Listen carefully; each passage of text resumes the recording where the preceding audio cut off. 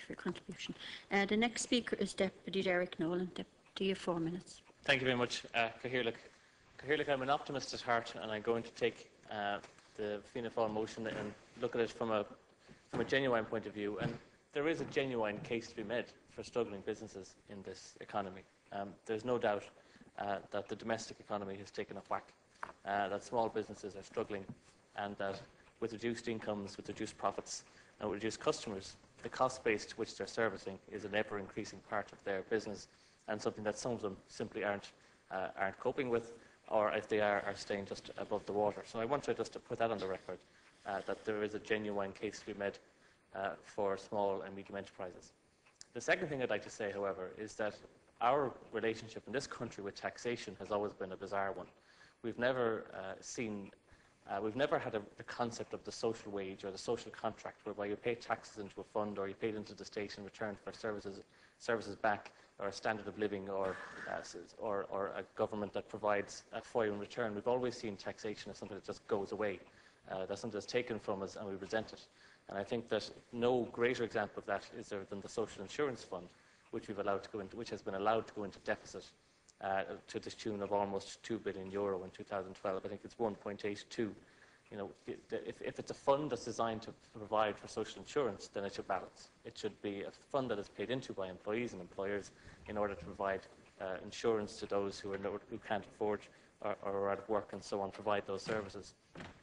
So one thing that really annoyed me about the universal social charge when we brought it in was, again, we were giving it a lovely, nice name, that people were getting social services, social benefit from it, whereas it was, again, just a tax. And I think that, you know, we really need to move to a different form of taxation system, a different form of relationship between people in the state. On the issue of the statutory sick pay scheme, I suppose take a step back. What is the first thing about sick pay that we note in this country is that there is no entitlement to sick pay from your employer. Employees are often at the discretion of benevolent employers who decide to provide sick pay in their terms and conditions of employment, something which is not necessary.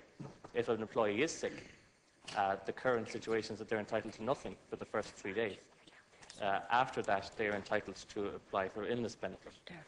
What the Minister has begun a consultation on is the introduction of a statutory sick pay scheme. And whilst the interests of employers are extremely important because they provide the jobs, we cannot exclude from that discussion the interests of employees who are working for those businesses and who have a right to earn an income, whether they're sick or not, based on their relationship with their employer. And I do think it's worth noting that in countries across the world, and particularly across Europe, statutory sick pay schemes work quite successfully. In Australia, for instance, there's a statutory entitlement to 10 days per year. In Austria, up to 12 weeks. In the UK, 28 weeks, to as low as Finland on 9 days. Deputy, you have a minute left. 1 minute. A minute left. Thank you very much. What I would say is that there's a whole lot of things to be balanced here. In our discussions on the economy, we're always very quick to say who shouldn't pay. And if we're to listen to all of the debates, nobody would pay anything except for a mythical source of gold out there that would solve all our problems. Everyone will have to contribute.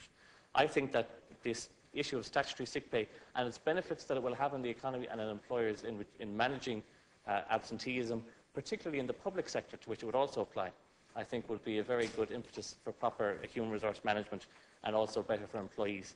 I would finish by saying that what the Minister has set out to do is a consultation process. She has at all times engaged with businesses, with employee representatives and so on, and that process should continue.